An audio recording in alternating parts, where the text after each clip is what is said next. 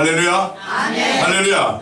아멘. 믿음으로 한번 선포해 보겠습니다. 내가 평안할지어다. 내가 평안할지어다. 자녀가 평안할지어다. 남편과 아내가 평안할지어다. 가정이 평안할지어다. 교회가 평안할지어다. 우리와 남양주가 평안할지어다. 우리나라가 평안할지어다. 전 세계가 평안할지어다. 평안할 줄로 믿습니까? 아멘. 현재의 신앙을 넘어서고 나아가자. 현재의 지경을 넘어서고 나아가자. 주님 안에서 됩니다. 잘 됩니다. 갈수록 더 잘 됩니다. 됩니다. 잘 됩니다. 갈수록 더 잘 됩니다. 됩니다. 잘 됩니다. 갈수록 더 잘 됩니다. 아멘. 주님 안에서 갈수록 더 잘 될 줄로 믿습니다. 아멘. 아멘. 이제 대림절 셋째 주간을 맞이하고 있습니다. 이번 대림절 주제를 맞이하면서 우리는 누구를 기다려야 하는가에 대한 주제를 자신에게 던지면서 우리가 기다리는 분이 누구인지에 대한 명확한 인식을 통해 우리 삶에서 그러한 인식을 가지고 살아가야 될 줄로 믿습니다. 누구를 기다리는가에 대한 질문은 너무나 중요한 것 같습니다. 특히 우리의 삶에서 복락을 누리기 위해서 매여 있는 것이 풀리기 위해서 알아야 할 것이 누구를 기다리냐라는 것이지요. 누구 정말로 중요합니다. 오늘 예수님은 빌립보 가이사랴에서 제자들에게 누구에 대한 질문을 하십니다. 즉 예수님 자신이 누구냐라는 질문이지요. 이 질문의 핵심은 예수님의 드러난 겉모습을 묻는 질문이 아니라 예수님의 존재 그 자체에 대한 질문입니다. 그 질문에 대해 올바르게 대답한 베드로에게 예수님은 다음과 같은 복을 허락하십니다. 19절을 다 같이 읽어보도록 하겠습니다. 시작. 내가 천국 열쇠를 내게 주리니 내가 땅에서 무엇이든지 매면 하늘에서도 매일 것이요 내가 땅에서 무엇이든지 풀면 하늘에서도 풀리리라 하시고 아멘. 베드로에게 주어진 복, 베드로에게 주어진 복, 그가 이 땅에서 매면 하늘에서도 매이고 이 땅에서 그가 풀어버리면 하늘에서도 풀리는 역사가 일어난다라는 것이지요. 예수님이 누구신지에 대해 알고 고백했을 뿐인데 그것뿐인데 예수님은 그에게 엄청난 천국 열쇠를 맡기시게 됩니다. 여러분도 천국의 열쇠를 소유하기를 원하십니까? 아멘. 매면 매이고 풀리면 풀리는 그 열쇠를 소유하고 살아가기를 원하십니까? 아멘. 삶에서 매고 풀리는 역사, 교회에서 매이고 풀리는 역사를 경험하기를 원하십니까? 아멘. 그렇다면 우리도 예수님이 누구인지에 대해 명확한 고백이 우리 삶에서 있어야 될 줄로 믿습니다. 아멘. 우리가 믿는 분이 누구이며 우리를 구원하신 분이 누구이시며 우리의 삶에서 어둠을 거두어 가시고 빛을 주시는 분이 누구신지에 대해 명확하게 제대로 알아야 하는 것입니다. 알지도 못하고 알지도 못하면서 경배하고 예배하면 무슨 소용이 있겠습니까? 알지도 못하고 예배드리러 이 자리에 나왔다라면 속담에 남이 장에 간다고 하니 걸음지고 나서는 것과 무엇이 다르겠습니까? 에베소서 4장 13절에는 이렇게 말씀하고 있습니다. 우리가 다 하나님의 아들을 믿는 것과 아는 일에 하나가 되어 온전한 사람을 이루어 그리스도의 장승한 분량에 충만한 데까지 이르리니 우리는 믿는 것과 아는 일에 하나가 되어야 합니다. 믿기만 하고 믿는 대상이 누구인지 명확한 인식이 없어서는 절대로 안 되는 것이지요. 대림절을 지내면서 여러분에게 예수님은 누구신지에 대한 스스로의 고백이 삶에서 일어나기를 축원합니다.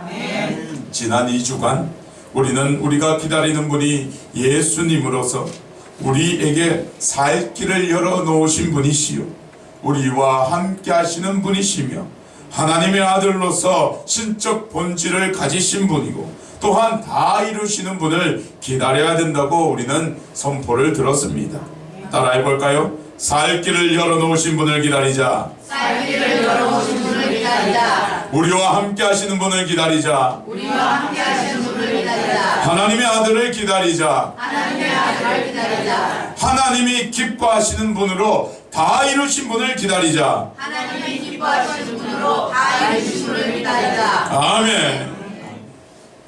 이번 주는 베드로의 고백에서 알 수 있듯이 우리가 기다려야 하는 분, 바로 그리스도이십니다. 그런데 이 땅의 그리스도가 아니라 하나님의 아들로서 신적 본질을 가지시고 계신 그리스도를 기다려야 합니다. 마치 그리스도를 이 땅에서 태어났다고 사람의 아들로만 그리스도로 착각해서는 안 됩니다.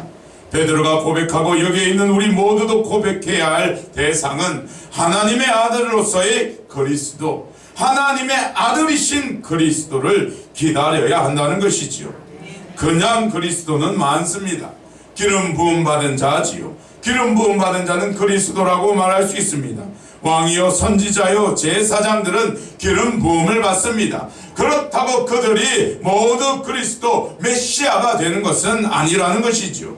진정한 그리스도이시며 메시아로서 구원 사역을 감당하시는 분은 하나님의 아들이신 그리스도 예수님밖에 없음을 우리는 아셔야 합니다. 우리가 기다리는 그리스도는 하나님의 아들로서 신적 본질을 가지시고 전능하신 능력을 펼치시며 만물의 주관자로서 그리스도이심을 우리는 알아야 합니다. 만약 우리가 예수 그리스도께서 하나님의 아들이시라는 신적 본질을 인식하지 못하고 살아간다면 우리에게 그리스도, 즉 왕이요 제사장이요 선지자로서의 그리스도는 아무런 영향력을 펼치지 못하는 그리스도가 되어버립니다. 그의 삼중직은 신적 능력을 가지지 못한 그리스도밖에 되지 못하는 것이지요. 하지만 우리가 믿는 것과 아는 것이 하나가 되어 참된 고백이 우리 삶에서 일어날 때 그리스도는 하나님의 아들로서 전능하신 능력으로 우리 삶에 역사하게 되는 것입니다. 하나님의 아들로서의 그리스도, 하나님의 아들이신 그리스도를 삶에서 고백하시기를 축원합니다. 이제 우리는 그리스도에 대해 한번 살펴보고자 합니다. 아니, 하나님의 아들이신 그리스도에 대해 선포해 보고자 합니다. 첫 번째입니다. 하나님의 아들이신 왕을 기다려야 합니다. 따라해 볼까요? 하나님의 아들이신 왕을 기다리자. 하나님의 아들이신 왕을 기다리자. 우리가 기다리는 분은 왕이신 그리스도를 기다리는 것이죠. 그 왕은 하나님의 아들로서의 왕이십니다. 하나님은 그리스도에게 만물을 다스릴 전권을 주셨습니다. 요한복음 3장 35절에 아버지께서 아들을 사랑하사 만물을 다 그의 손에 주셨으니 라고 말씀하고 계십니다. 만물이 예수님의 것이요 전능하신 능력의 왕으로서 우리를 다스리시는 분이 예수님이라는 것이지요. 왕은 한 나라를 대표합니다. 왕의 통치가 선하고 올바르게 통치권을 사용한다면 그의 나라는 평강하고 백성들은 행복한 삶을 살아가게 되어 있습니다. 하지만 악한 왕의 통치를 받는 나라는 고통과 고난, 삶의 그 어려움이 백성들에게 주어지게 되지요. 여러분들에게 묻겠습니다. 예수님은 선한 왕이십니까? 악한 왕이십니까? 맞습니다. 예수님은 선한 왕이십니다. 예수님은 선하시며 전능하신 하나님의 아들로서의 왕이십니다. 그 왕은 얼마나 선하시기에 민생을 살피시기 위하여 귀하신 몸이심에도 불구하고 하늘나라에서 이 땅에 내려와 우리와 함께 사셨으며 병든 자, 약한 자, 귀신 들린 자, 줄이고 목마른 자에게 찾아와 주시고 그들이 목소리 높여 이름을 부르기만 하여도 그냥 지나치지 아니하시고 백성들의 요구와 치료와 회복을 주시는 분이 바로 그분이십니다. 때로는 사랑하는 나사로의 죽음을 보시며 함께 애통하며 눈물을 흘리시는 왕이셨습니다. 하지만 그의 능력은 전능하셔서 죽은 나사로까지도 말씀 하나로 살리시며 마리아와 마르다에게 회복과 기쁨을 주신 왕이셨지요. 예수님은 보통의 왕이 아니십니다. 전능한 능력을 소유하신 왕이시기에 우리의 어떤 요구도 들어주실 귀가 열려 계시고 끊임없이 우리의 필요를 채워주시기 위하여 친히 우리를 살피시는 분이 바로 예수님이십니다.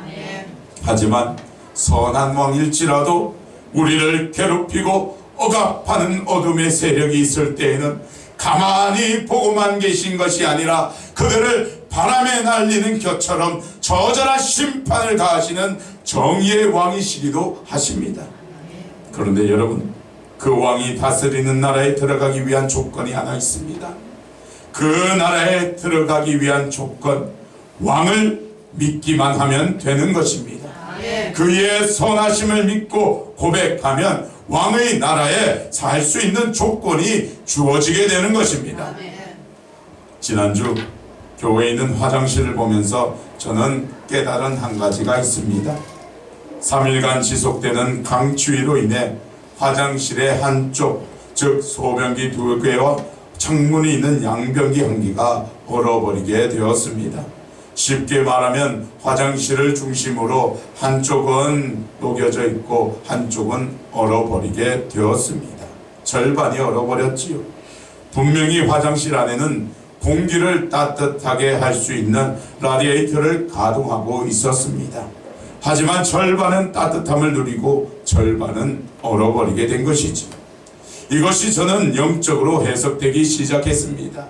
같은 공간에 살더라도 예수 그리스도의 통치권 안에 들어가 사는 사람은 그의 따뜻함을 누리며 통치를 받아 누리지만 예수 그리스도 밖에서 살아가는 사람은 얼어버리는 삶을 살아간다라는 영적 해석이 저에게 다가오게 되었습니다. 여러분, 교회에 다닌다고 다 같이 예수 그리스도의 왕 되시는 복된 통치를 누리는 것 아닙니다. 교회에 다닌다고 모두가 똑같이 선한 왕의 베푸심을 누리는 것이 아니라는 것이지요. 그리스도 안으로 들어가지 아니하면, 선한 왕의 통치 안으로 들어가지 아니하면 우리는 얼어버리는 존재가 되어버립니다. 선한 왕의 통치 안으로 들어가기 위해서는 믿는 것을 포함하여 예수님을 아는 것도 중요합니다. 이렇게 말씀하시겠지요. 아니, 예수님을 믿으면 그만인데 무슨 아는 것이 필요한가? 무엇이 아는 것이 필요한가? 여러분, 예수님을 믿는다는 것과 아는 것이 바로 하나가 되어야 합니다. 마태복음 25장 거기에는 10처녀의 비유와 달란트 비유와 양과 염소의 비유가 나오게 됩니다. 여러분, 슬기로운 5처녀와 미련한 5처녀 중 누가 주인을 더 알았을까요? 말씀에서는 기록하고 있지는 않지만 저는 정황상 슬기로운 5처녀가 더 예수님을 알았을 것 같습니다. 미련한 5처녀는 이렇게 말합니다. 주여, 주여, 우리에게 열어주소서. 주인이 말만 하면 열어줄 것이라 생각했던 것 같습니다. 미련한 5처녀는 주인이 열어줄 것으로 알았던 것이지요. 늦게 가지고 와도 열어줄 것으로 주인을 알았던 것입니다. 하지만 아니지요. 주인은 열어주지 아니합니다. 만약 주인을 제대로 알았다면 미련한 5처녀는 미리 준비했을 것입니다. 여러분, 달란트 비유도 마찬가지입니다. 달란트 비유, 한 달란트 받은 자도 주인을 제대로 알았을까요? 아닙니다. 주인을 제대로 알지 못했습니다. 마태복음 25장 24절에 그는 주인을 이렇게 고백합니다. 한 달란트 받은 자는 와서 이르되, 주인이여, 당신은 굳은 사람이라 심지 않은 데서 거두고 해치지 않은 데서 모으는 줄을 내가 알았다. 주인을 그렇게 해석하고 주인을 잘 몰랐던 그 종에게 주인은 화가 나서 이렇게 말합니다. 그의 달란트를 뺏어버리고 슬피 울며 이를 갈 것이라는 저주의 말로서 그를 치게 되지요. 주인을 몰라본 경우입니다. 이어서 나오는 양과 염소의 비유도 마찬가지입니다. 찾아오신 분이 누구이신지도 몰랐다라는 것이지요. 알지 못했을 때 그의 통치권을 누리지 못하는 사실입니다. 주인을 알아본다는 것, 예수 그리스도를 알아본다는 것, 이처럼 정말로 중요합니다. 왕의 통치를 누리기 위해서는 왕을 알아보아야 합니다. 왕의 통치 안으로 평안히 살아가기 위해서는 왕을 알아야 그의 나라에 살 수 있는 것이지요. 하지만 우리는 제대로 인식이 너무나 부족합니다.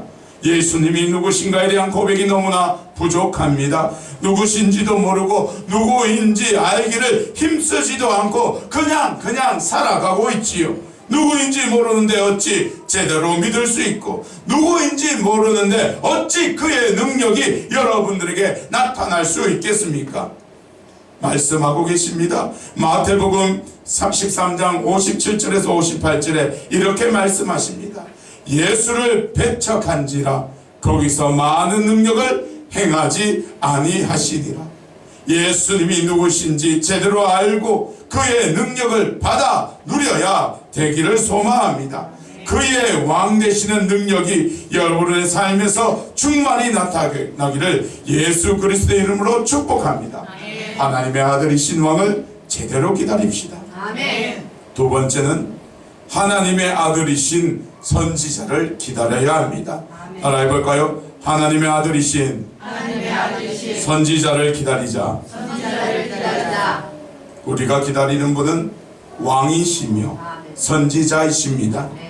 왕은 필요를 채워주시고 우리를 지키시고 보호하신다면, 선지자는 우리에게 하나님의 뜻을 알려주시고 우리가 나아가야 할 길을 인도해 주시는 분이십니다.